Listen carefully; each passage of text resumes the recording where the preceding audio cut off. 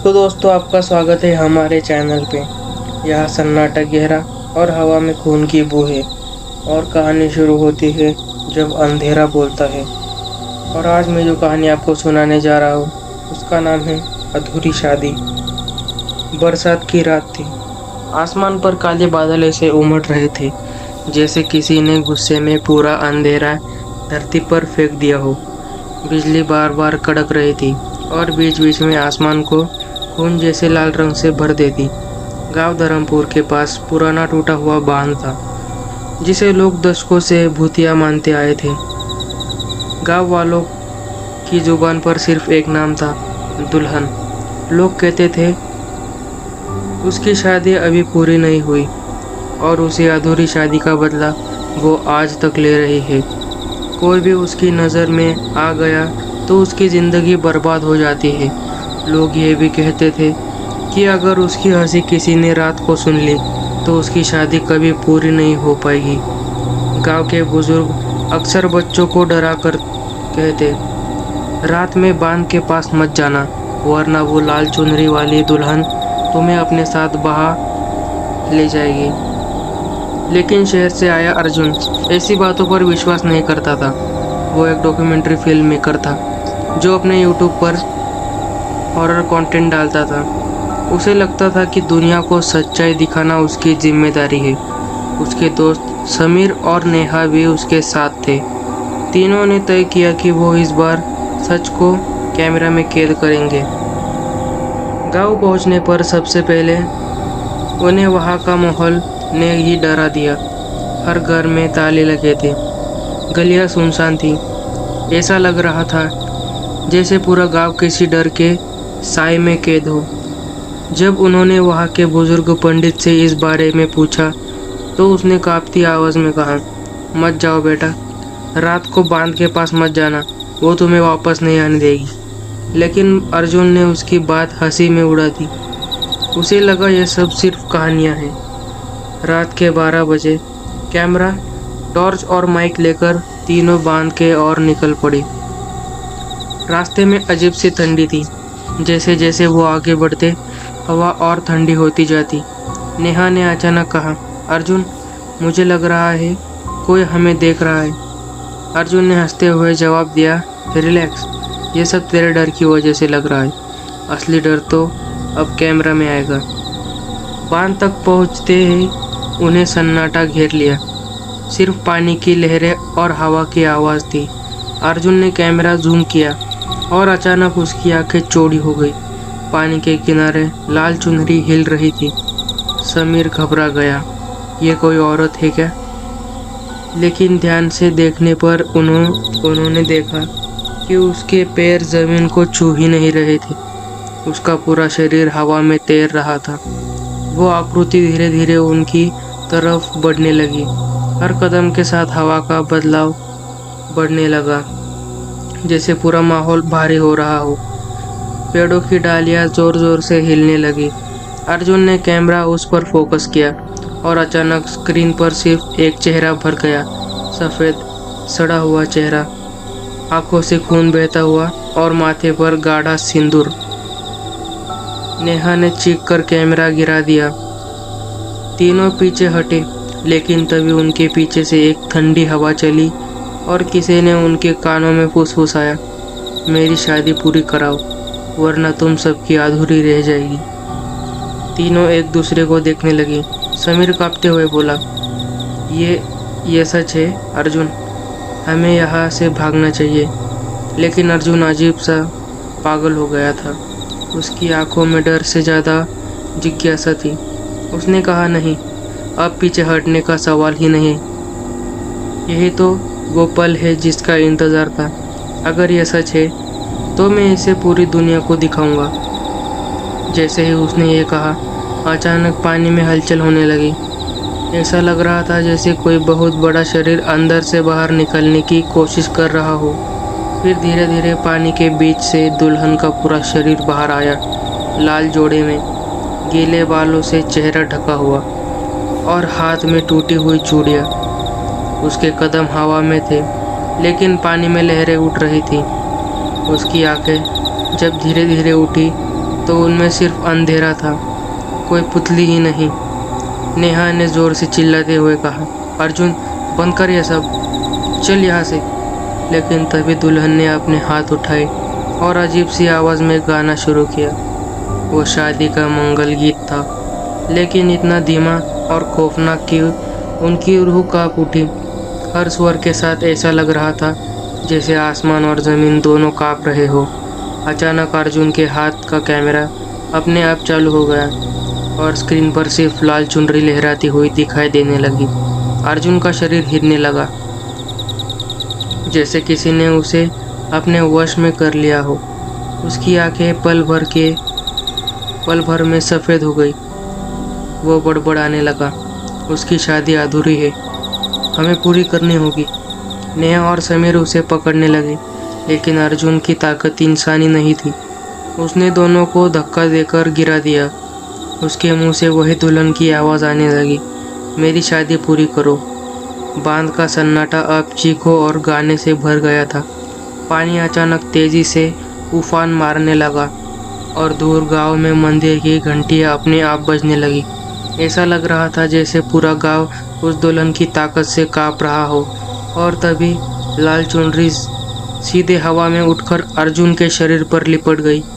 अर्जुन की आंखें चौड़ी हो गई और उसने जोर से हंसना शुरू कर दिया। उसकी हंसी में इंसानियत नहीं थी, वो उसी दुल्हन की हंसी थी जिसके बारे में गांव वाले चेतावनी देते आए थे। अर्जुन के शरीर पर लिपटी हुई लाल चुनरी धीरे धीरे उसके अंदर समा रही थी। उसकी आंखें पूरी तरह सफ़ेद हो चुकी थी और उसके होठों पर एक विकृत मुस्कान थी।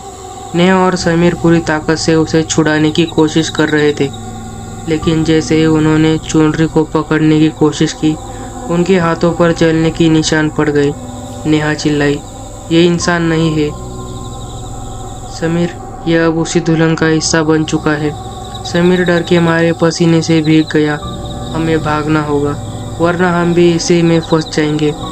लेकिन अर्जुन के कदम खुद ब खुद आगे बढ़ने लगे, जैसे किसी ने उसकी डोर पकड़ रखी हो। वो सीधे पानी की तरफ चल पड़ा। उसकी चाल में इंसानियत नहीं थी, जैसे कोई शव अपने आप चल रहा हो। दुल्हन की हंसी उसके मुंह से गूंज रही थी और पानी की लहरें उसके कदमों के साथ ताल मिला रही थी। नेहा ने हिम्मत करके जोर से अर्जुन का नाम पुकारा, अर्जुन होश में आ, ये तू नहीं है। लेकिन अगले ही पल अर्जुन ने उसकी तरफ अपना सिर घुमाया। उसकी आंखों में अब सफ़ेद की जगह गाढ़ा काला धुआं घूम रहा था। उसने गहरी आवाज़ में कहा, तुम सब अब मेरी शादी का हिस्सा हो। इतना कहकर उसने अपने हाथ उठाए और अचानक पूरा बांध गूंज उठा। चारों तरफ लाल चुनरियाँ उड़ने लगी, जैसे हवा में किसी ने सैकड़ों दुल्हन की आत्मा छोड़ दी हो। हर चुनरी में एक चेहरा छुपा था, सड़ा गला, खून से लथपथ। उनकी आंखें काली थी, लेकिन उनमें गुस्सा जल रहा था। नेहा और समीर पीछे हटते गए, लेकिन तभी उनके पैरों के नीचे ज़मीन कांपने लगी। उन्होंने नीचे देखा, पानी से दर्जनों हाथ निकल रहे थे जो उनकी टांगें पकड़ने लगे। वो हाथ ठंडे थे, जैसे बर्फ में डूबे हुए, और उनमें बदबूदार कीचड़ टपक रहा था। समीर चीख पड़ा, ये सब तो मृतकों के हाथ है। नेहा पूरी ताकत से अपने पैर छुड़ाने लगी, लेकिन जितना वो छूटने की कोशिश करती, उतना ही हाथ और कसकर पकड़ लेते। अचानक अर्जुन ने अपना हाथ हवा में उठाया और दुल्हन की आवाज़ में बोला, अब तुम्हारी बारी है वर बनने की। यह सुनते ही समीर के पैरों से खून निकलने लगा। उन हाथों ने उसकी त्वचा फाड़ दी थी। वो दर्द से चिल्लाने लगा। नेहा ने उसे खींचने की कोशिश की, लेकिन तभी लाल चुनरी का एक टुकड़ा उड़कर उसके गले में लिपट गया। वो गला घोटने लगा। नेहा अपने गले को पकड़कर गिर पड़ी। उसकी आंखें फटी जा रही थी, लेकिन तभी अचानक आसमान में बिजली कड़की और बांध के पीछे मंदिर की घंटियां अपने आप इतनी ज़ोर से बजने लगी कि पूरा माहौल हिल गया।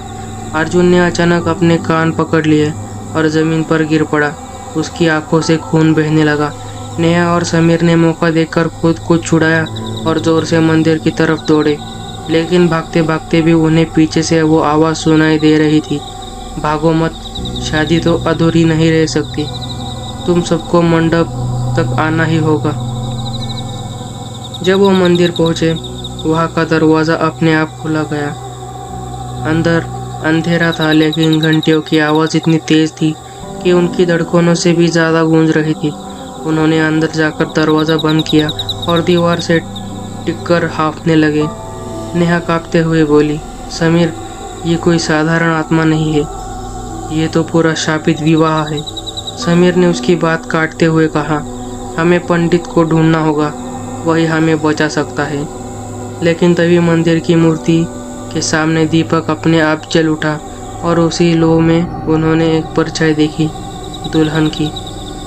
उसने धीरे धीरे सिर झुकाया और उसे विकृत आवाज में कहा, शादी पूरी होगी, चाहे इस जीवन में चाहे अगले जीवन में।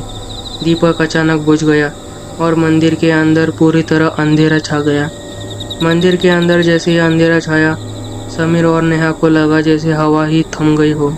उनका दिल इतनी जोर से धड़क रहा था कि जैसे उसकी आवाज बाहर गूंज रही हो। अचानक किसी ने नेहा के कंधे पर हाथ रखा। उसने मुड़कर देखा, वो अर्जुन था, लेकिन उसका चेहरा अब पूरी तरह बदल चुका था। उसकी त्वचा पर लाल धब्बे थे, आंखों से खून टपक रहा था और उसकी जीभ लंबी होकर बाहर लटक रही थी। वो धीमी आवाज में बोला, तुम लोग बचकर नहीं जा सकते, मंडप तैयार है। मंदिर के फर्श पर अचानक अग्निकुंड जल उठा। उसमें से लाल धुआं निकलकर पूरे हॉल में फैल गया और उसी धुएं से दर्जनों दुल्हनों की आकृतियां बनने लगी। उनके चेहरे आधे सड़े हुए थे, लेकिन उनके माथे पर सजी बिंदियां और माथे पर लहू की रेखाएं अब भी चमक रही थी। सबकी आंखें नेहा पर टिक गई। एक दुल्हन आगे बढ़ी और करहाती आवाज में बोली, आज दुल्हन तू होगी। नेहा चीख पड़ी और समीर के पीछे छिप गई, लेकिन समीर खुद बुरी तरह कांप रहा था।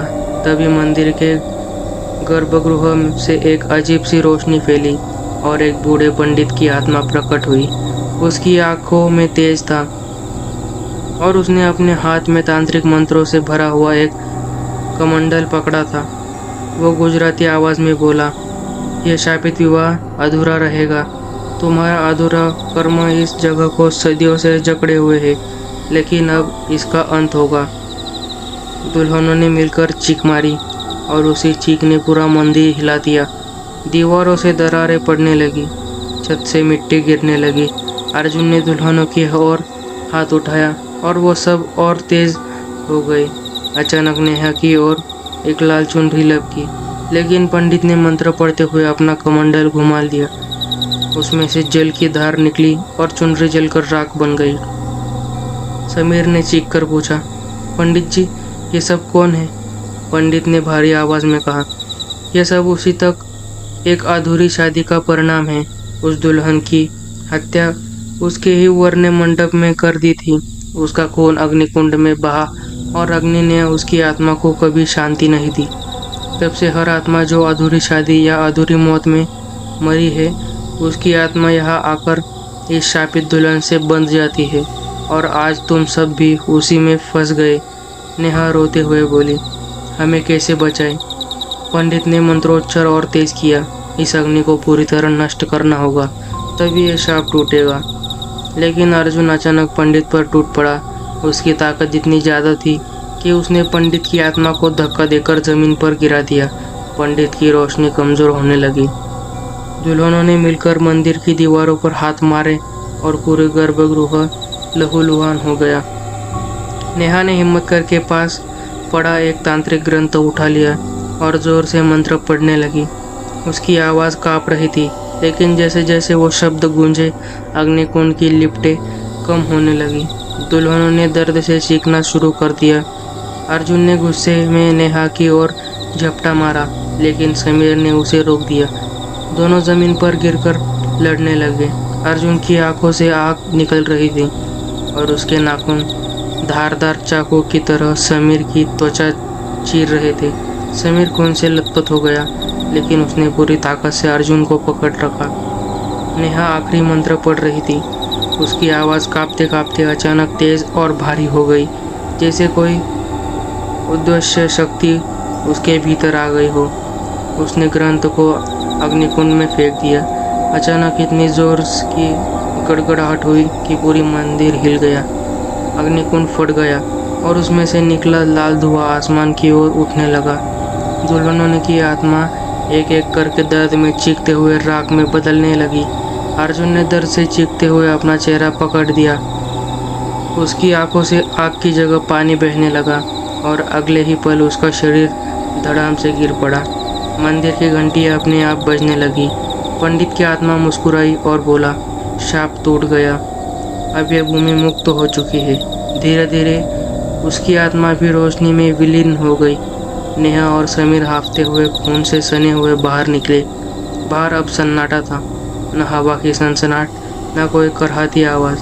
पूरा जंगल अचानक शांत हो चुका था। नेहा ने कांपते हुए कहा, समीर, अर्जुन। समीर ने अर्जुन के शरीर की तरफ देखा। वह अब ठंडा और निर्जीव था। उसकी आंखें बंद थीं और चेहरे पर पहली बार सुकून था। दोनों रोते हुए मंदिर से बाहर निकले, लेकिन जाते जाते नेहा ने पीछे मुड़कर देखा। मंदिर की दीवार पर अब भी लाल रंग से लिखा था, शादी कभी अधूरी नहीं रहती, सिर्फ अधूरी जिंदगियां रहती है। तो गाइज, आपको ये स्टोरी थोड़ी भी अच्छी लगी हो और कल भी ऐसे ही खून जमा देने वाली स्टोरी सुननी हो तो अभी सब्सक्राइब करें हमारे चैनल को, जब अंधेरा बोलता है।